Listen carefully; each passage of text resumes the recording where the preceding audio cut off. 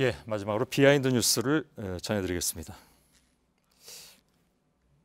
갑자기 리틀 포레스트가 없어져 버렸습니다.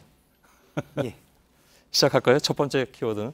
네, 첫 번째 키워드는 태극기가 바람에 잡았습니다. 휘날렸습니까? 오늘 광화문에서 박근혜 전 대통령을 지지하는 단체 등의 집회가 있었는데요. 한 단체가 도심 행진을 하면서 내걸었던 현수막을 잠깐 보도록 하겠습니다. 지금 뒤에 나오는 저 현수막인데 태극기와 일장기가 같은 현수막에 같이 있습니다. 지금 영어는 정확히 안 보였는데 저렇게 태극기와 일장기가 같은 현수막에 있는 또 다른 현수막의 영어 내용을 보니까 아시아 태평양 지역의 평화를 위해 미래를 위해 한미일 동맹을 강화해야 한다 이런 주장이 나왔습니다.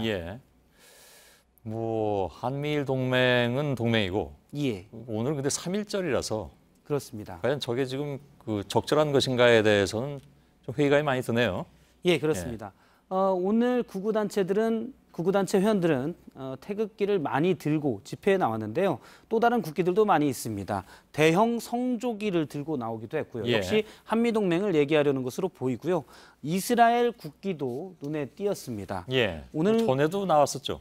종종 나오는데 기독교 단체 등에서 구국기도회 같은 것을 여는데 그러면서 가지고 온 것으로 보입니다. 물론 집회를 하면서 여러 국기를 가져올 수는 있습니다. 그런데 일제강점에 대한독립 만세를 외쳤던 3.1절에 일장기를 들고 나온 것은 상식적으로 이해가 되지 않습니다. 자, 두 번째 키워드 열어볼까요? 두 번째 키워드는 일본어가 어때서 잡았습니다. 오늘 자유한국당 홍준표 이른바 겐세이 때문에 그렇습니까? 맞습니다.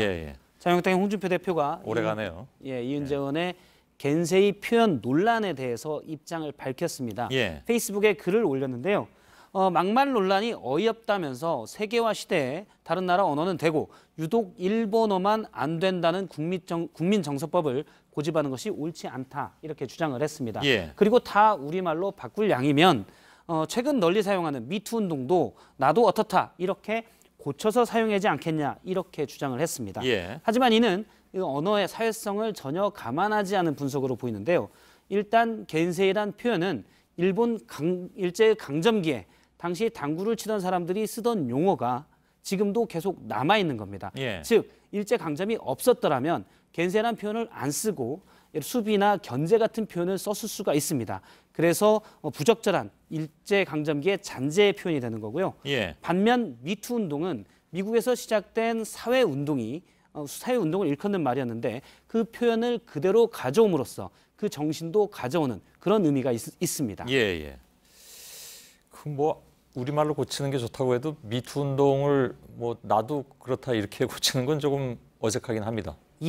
사실 그런 표현 자체가 피해자의 입장을 전혀 고려하지 않은 것으로 보이는데요.